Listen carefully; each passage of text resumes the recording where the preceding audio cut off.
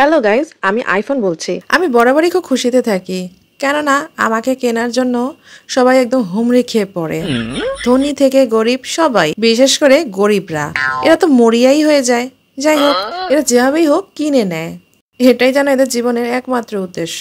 কেননা এরা জানে যদি আমাকে কিনে নিতে পারে, সমাজ এদেরকে বড়লোক বলবে, ধনী বলবে। মানে পকেটে কিন্তু ফুচকা খাওয়ারও টাকা নেই, কিন্তু এরা আইফোন নিয়ে ঘুরবে। এটাই এদের কাছে সাকসেস। আবার অনেকে বলে আমার কোম্পানি নাকি আমাকে ইউজার ফ্রেন্ডলি বানিয়েছে, কিন্তু ইউজাররা আমার দাম দেখে ফ্রেন্ডলি হতে পারছে না কেন কি জানি।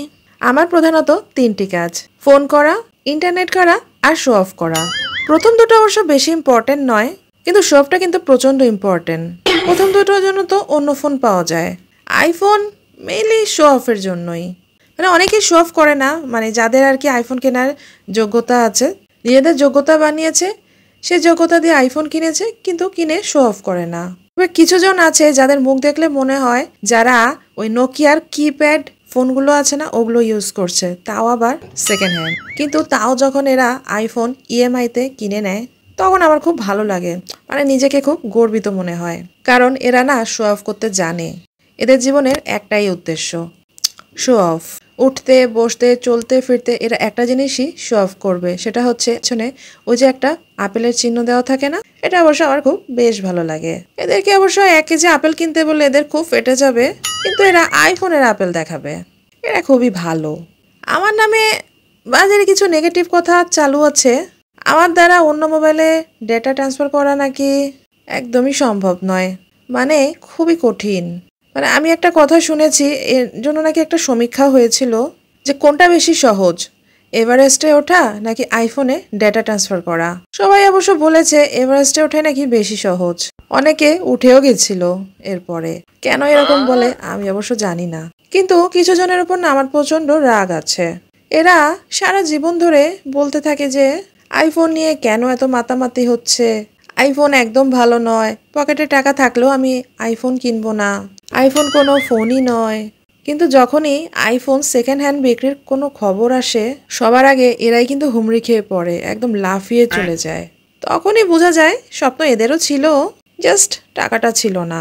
মানে টাকা হয়তো ছিল, কিন্তু ইএমআই দেওয়ার পর এরা খাবে কি, এটাও একটা প্রশ্ন ছিল। আর আইফোন ইউজারদের আমি বলতে চাই যে তোমরা শো অফের জন্য ফোন কিনেছো, ঠিক আছে, কোনো প্রবলেম নেই, বন্ধুদের দেখাবে দেখাও, কিন্তু একটা লিমিট থাক। বন্ধুদের দেখিয়ে বলছো এটা ওয়াটারপ্রুফ, তাই বলে আমাকে বৃষ্টিতে ছাদে এভাবে 3-4 ঘন্টা ফেলে রেখে দিতে হবে? ওটা তো তাও ঠিক ছিল, একটা ছোট বাবু এসে আমার উপরে হিসু করে দিল।